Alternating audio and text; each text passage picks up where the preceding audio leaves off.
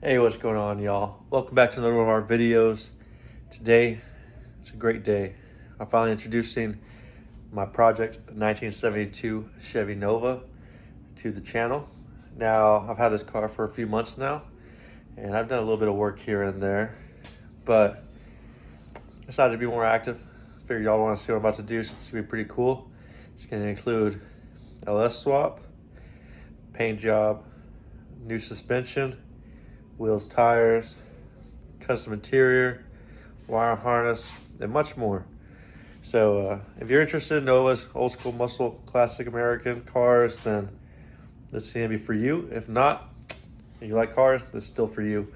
So today we're gonna be going over the little classic performance parts, upgraded sway bar. So first let me show you the car and then what I'm gonna do to it. All right. So, don't mind the mess. Didn't feel like opening the garage today since it's just going to be a partial video. I'm going to do the rest tomorrow. But I got my sway bar down there. It's pretty decent weight. This one did originally have the stock sway bar, but for whatever reason, it was removed when I bought it. So when I turn, the whole thing dips hard, which wasn't a problem until I lowered it. As you can see, that nice stance doesn't do so well on hard turns.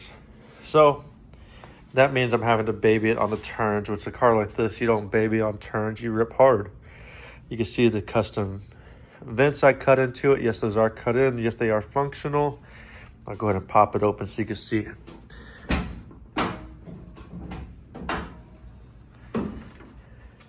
You see, you got light going through. These are functional vents.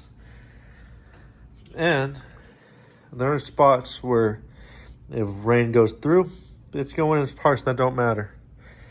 As you can see, it's got the factory V8. Yes, this is a factory V8 car. Seen better days. It is a great runner. Absolutely no issues with this car. Tomorrow I'll go ahead and show you how easy it starts up since the garage is closed and I don't feel like opening it up. We got bucket seats, bench seat, not factory. They actually came out of a Chevelle. This one actually came factory with the bench seat, so not original SS, but still a factory V8 car. Still has a turbo 350 transmission. Don't get mistaken by this. Just because it has SS badging does not mean it's an SS car. Remember that when you go and buy one or look at one. Through the video, paint looks pretty good until you look up close. Yes, those are bubbles. You might say that's rust. No, they actually painted over the original lacquer paint. So this is my flashlight I'm holding. They painted over the original lacquer. You can see it starting to pop through. If I can get a good video view of it. The original color is pewter, gray pewter silver. That's what's popping through underneath those bubbles. When I bought the car, I did magnet like every other inch. I didn't feel any Bondo spots. However, Bondo spots can be tricky. No major Bondo spots, at least. Another cool thing about this car, you see that it does not have a chrome bumper. Fiberglass front and rear. Car came like that. I'm not in my original shop today. This is just my garage. That's where I keep it because this is a driver. I daily it quite often. Probably one of the most reliable cars in my fleet, even compared to my 2025 cars. So, this is 1972 Nova. We're going with Classic Performance Products, Inc. And let me see, there's a part number on here. There is. Camera flip. CP599 front sway bar kit. Thickness of the sway bar is 1 1/8 inch. You see it fits a 67, 69 Camaro and 68 to 74 Nova. Which is a 72 Nova, so perfect. Next, we're gonna open this up. Let me put the camera down so I can take off this plastic. All right, let me show you quick with this one because the sway bar is just hold on my foot. You can see you got about 1 1/8 right there, thickness.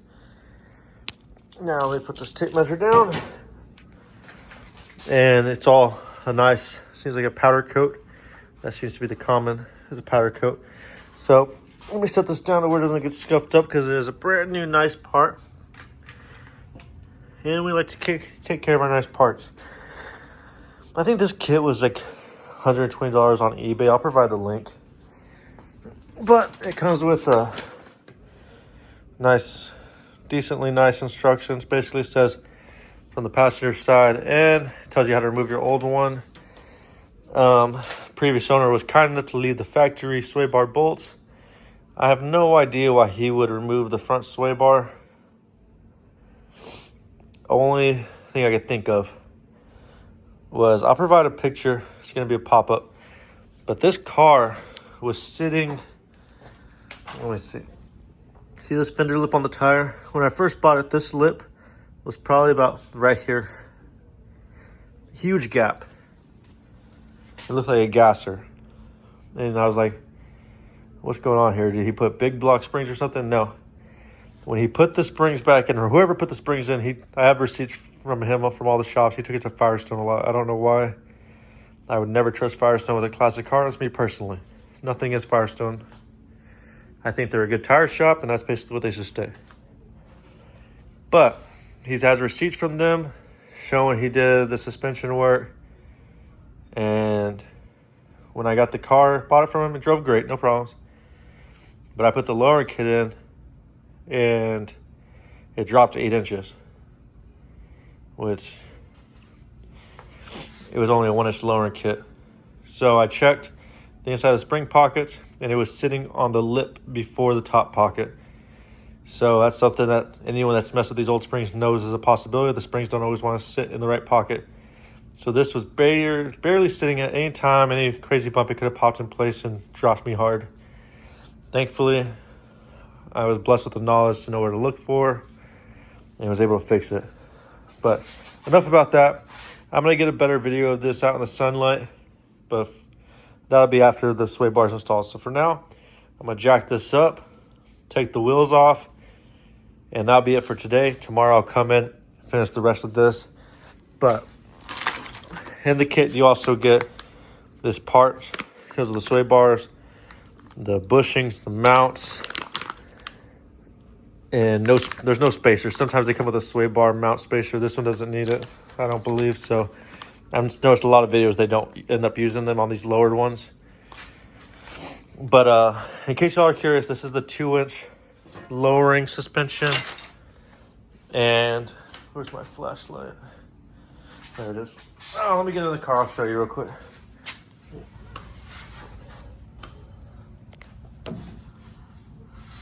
If you've messed with it at all or looked around, that lower control arm and upper control arm look familiar.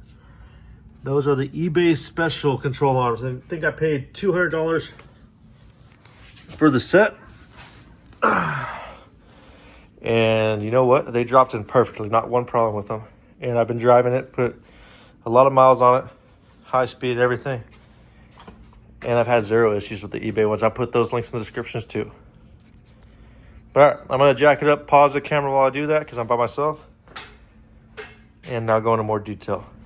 All right, you see I got it jacked up. Wheels are off, leveled. You gotta be careful when you jack up these cars. You don't get it unleveled for too long, or else sometimes that transmission fluid can come out a little. The seals are bad. So I got it off. Back to what I was saying earlier. You can see the tubular control arm. You got the upper and the lower end. I didn't take a video of the install. However, y'all want to see more of them, see how they fit, and I'll show you in more detail. I can. I'll do a short video and tag y'all in it. So every time I jack up this car or any car, if I can, I'd like to put 2 jacks on each side. You can see how I did it. Oh, I don't have matching jacks. I got Pittsburgh on one side and Husky on the other side. The reason I use the same 2 on each side because each jack length is a little bit different when it goes up and down. So they're a perfect pair, they match. I do 2. It really decreases the chance of an accident happening while you're under here. To me, an extra $30 to $60, $80 for a set of jack stands and the time it takes to put them in is worth it compared to my life or whoever's life I trust underneath here. Besides that, you see my little cardboard oil leak pan. Like any 350 or old motor, it leaks oil. This one's leaking out of the rear main seal. It's a 2-piece rear main, not too hard. Take the oil pan off, jack the motor up just enough to get the pan off, replace. However, I am going with an LS motor. I already have the motor built. I built it myself. I figured I wouldn't bore y'all with a video of me building it since there's hundreds on top of hundreds of LS videos out there. But there's not a ton of LS swap videos on a 72 Nova. Actually, I didn't see any. I've seen Novas with LSs in them. I've seen videos of Novas with LSs running. I've never seen anyone take the time to show what's needed. On this particular Nova, I'm going LS, which LS, it's a 5.3 Vortec Gen 3, Gen 4 internals, and I'm keeping a TH350 behind it. The TH350 I'm using behind it is a Jake's Performance Stage 2 Turbo 350 rated to 700 horsepower. Let me turn this camera around. Those that know Jake's Performance transmission out in Texas, North Texas by Dallas, you know he builds quality transmissions, drag quality. In fact, his main selling point, sorry, my garage light's pretty bright, is that not hard shifts. There's gonna be a little stiffer. There's still gonna be noticeably stiff, but not break your neck stiff. There keeps the auto shift, so your automatic function is still intact. And way past up to like the 2,000 horsepower range on I think his turbo 400 480s. I think every transmission, automatic transmission he has, is the ability to keep the auto function. It's a huge selling point. The reason I'm keeping a turbo 350 is because I already got the drive shaft made. Already has the mount. Don't hate me. I'm going carbureted. There we go.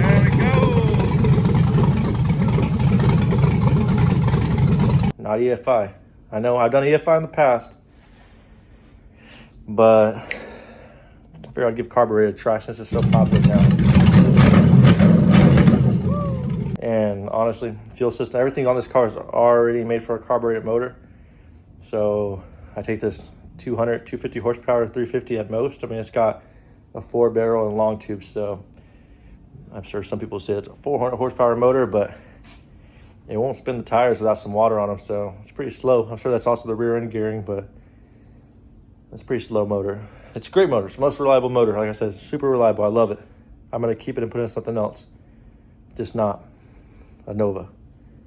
So I'm going to go LS, carbed LS, turbo 350, and just see how it goes. I'll be y'all's test dummy. I'll be your guinea pig.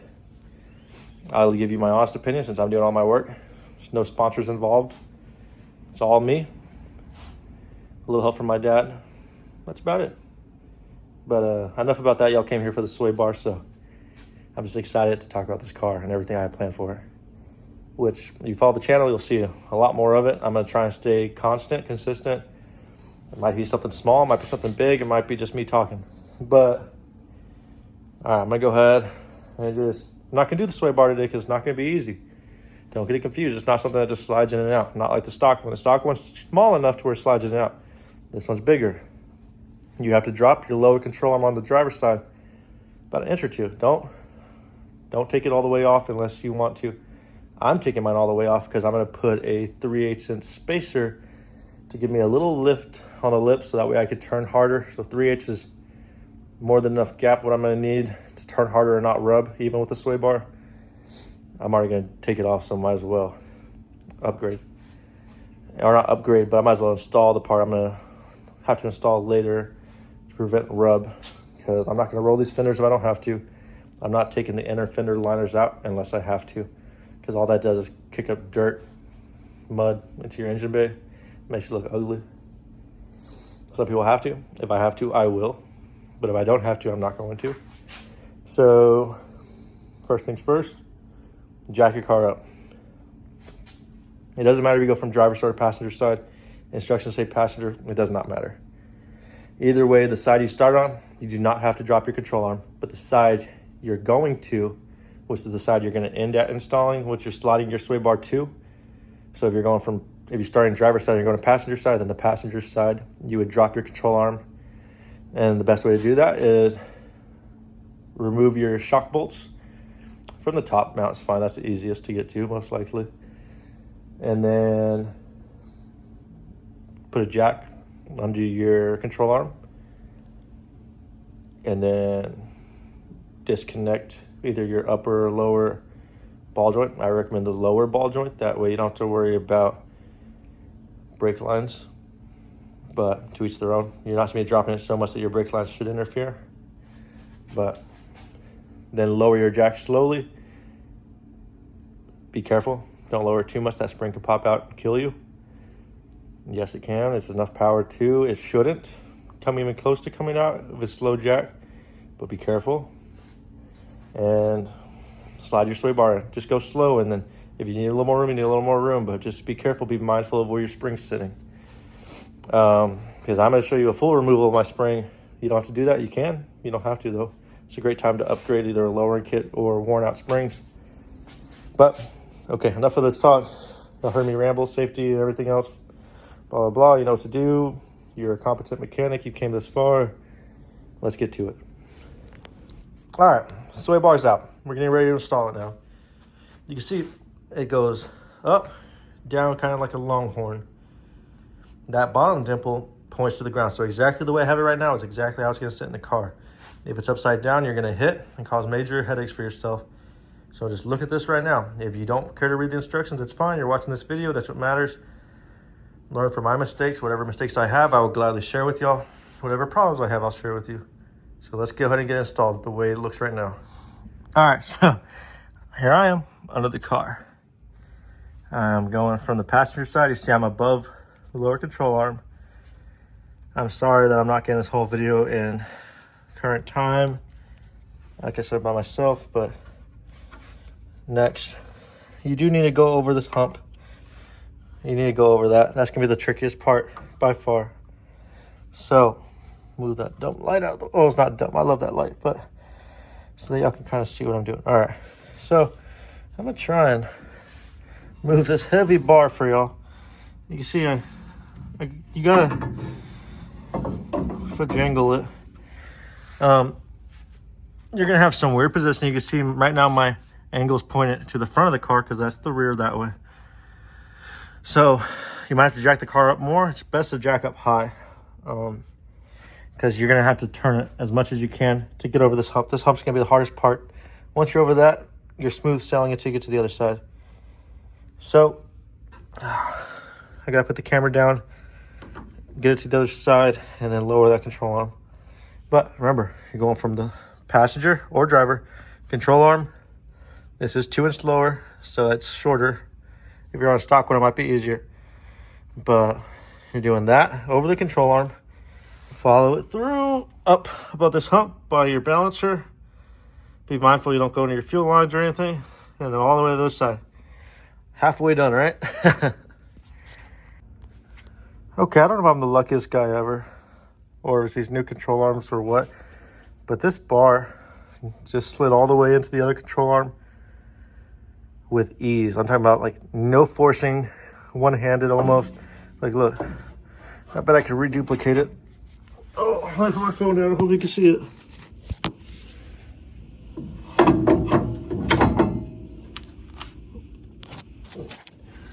Oh, I hope you saw that. You see how easy that just went in? No video online shows that it goes in that easy. Oh, I hope it's installed right. It's up that arm. Yep. It's in this control arm. It's in that control arm. And I know you're probably like, well, now it won't turn. I thought the same thing too until I got it to turn. I'm doing it one-handed. Don't judge me. I will get it. Oh, I will get it. Sorry, I'm trying to do it one-handed for y'all.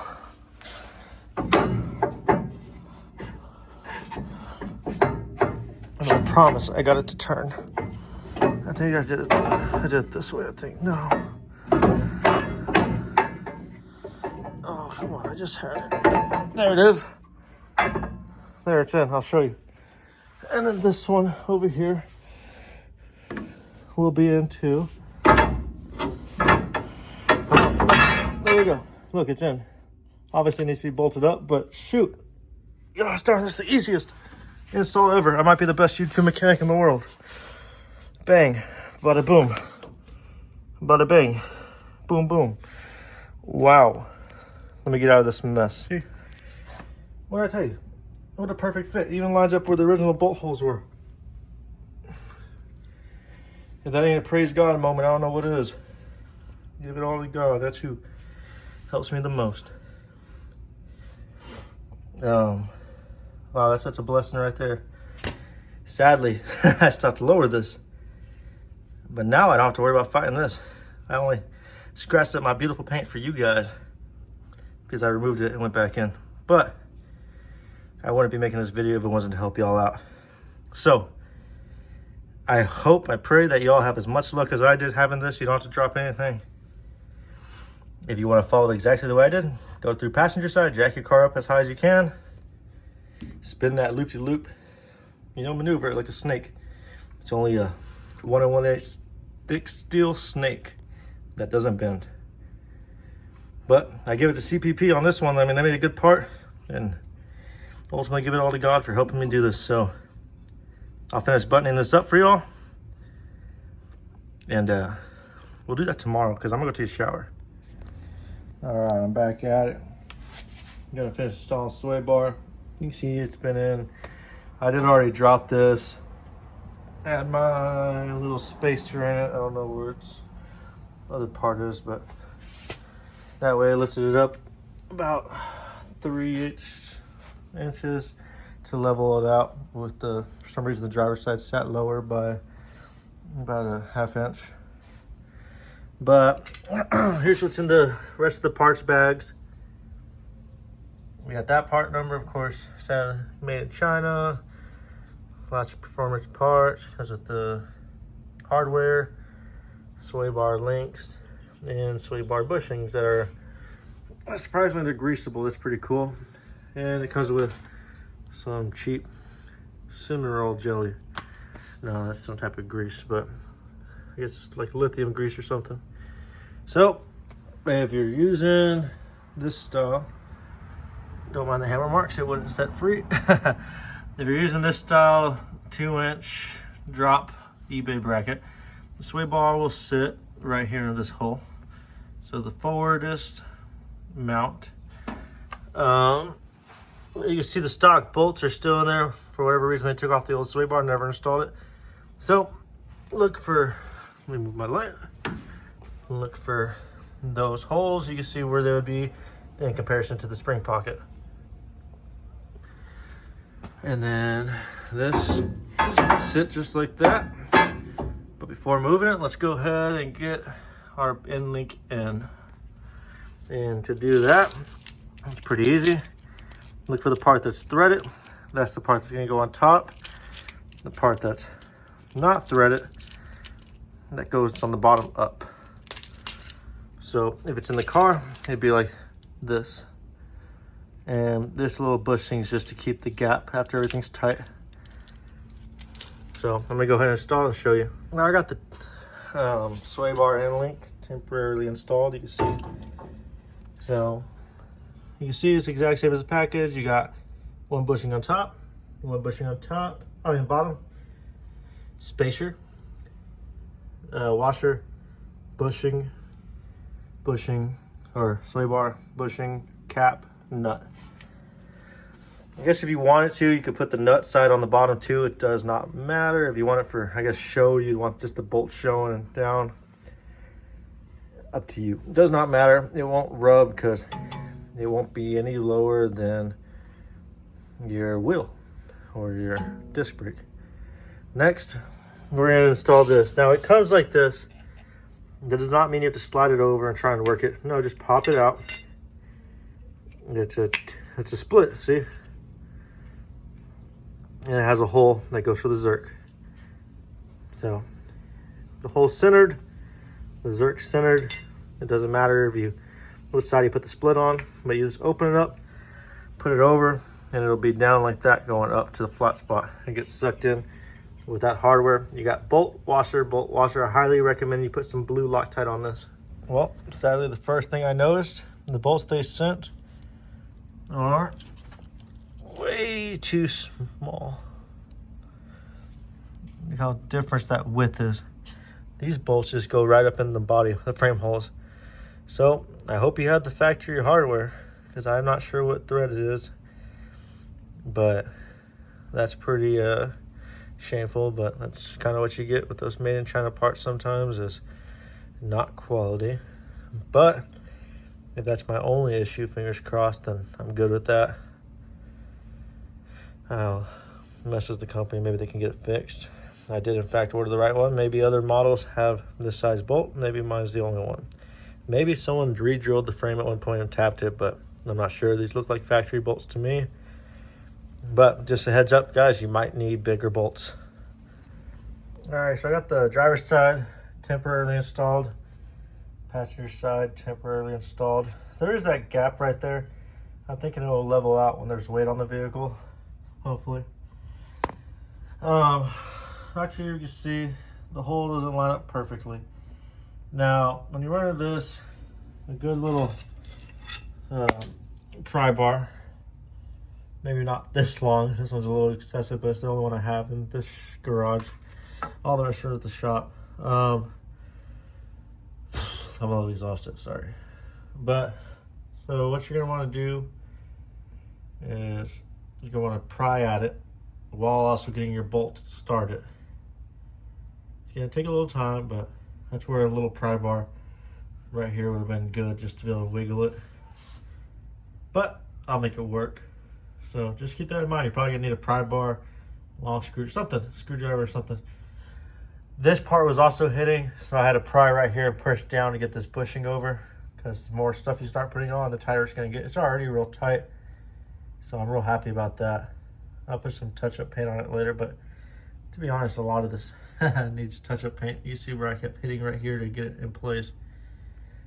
But overall, the damage isn't too bad, and if anyone's underneath this car, it's gonna be me, because I'm the only one that works on it.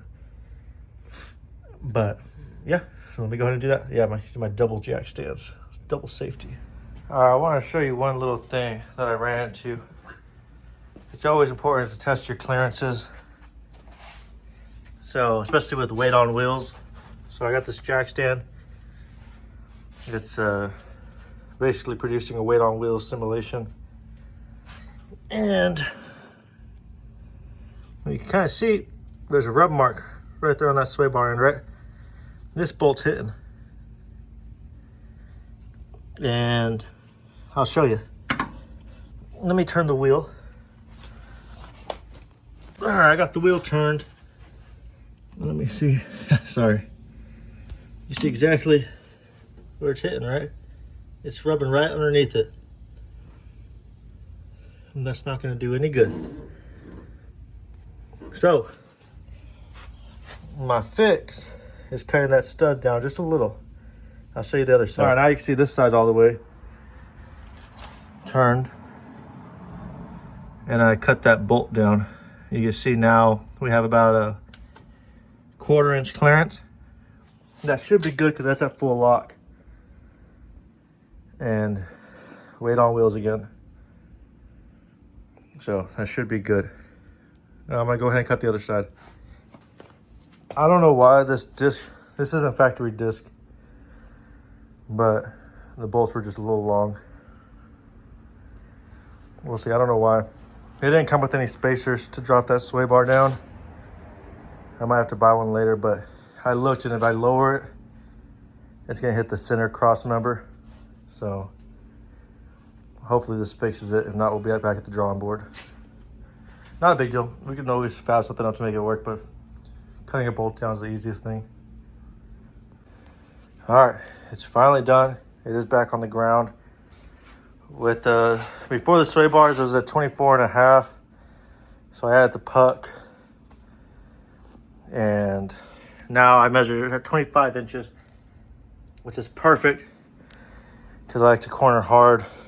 It's also why I trim that bolt a little. Last thing I need is something to be hung up. But before, man, this thing felt like it was a blown suspension. I mean, I put Moog heavy duty springs, control arms. It's super soft. I put the sway bar in. My test is I put my big butt up on that fender and I'll jump up and down. And man, after that sway bar installed, it feels like a nice stiff ride, even too.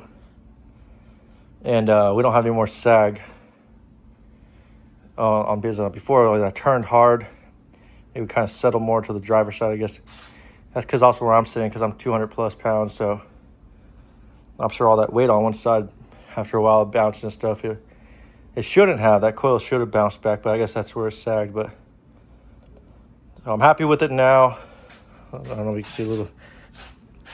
That's where I'm pushing hard on it, and it's not moving. So I'm gonna don't mind my spray can. I told you I was gonna paint up those parts that I hit, not to make it look pretty, just to stop the rust from coming. But this motor won't be sticking around much longer. Nope. I got a turbo LS. I know I said I was going to keep it carb, but we got a great deal on a 1,000 horsepower turbo LS. I'm going to have to tune it down quite a bit because 1,000 horsepower on this chassis with this axle, it's not going to work. It's going to blow the rear end first, and then who knows what else. So I'm going to dial it down to around 500-600 to start out with. That's tons of power for this car, tons of power for any car. Anyone who says that 500 horse is not a lot is a liar. So, great thing with a turbo LS EFI, you could up the boost, lower the boost. So we're gonna keep it around between 4 and 7 psi, and then see where that goes, because it's got an air to water intercooler as well. So you'll see. This is gonna happen all about next month or so. I'll show you the takeout install. I'll show you everything. I'm not going to gatekeep it, but this car hopes to be an autocross car, not a drag car. That's been overdone, and not really my style. I'm not. I don't think I'd do good in drag, and autocross just seems fun. It's just simple. You don't need a lot of power. So that's it. Thanks for checking out my video. See y'all next time.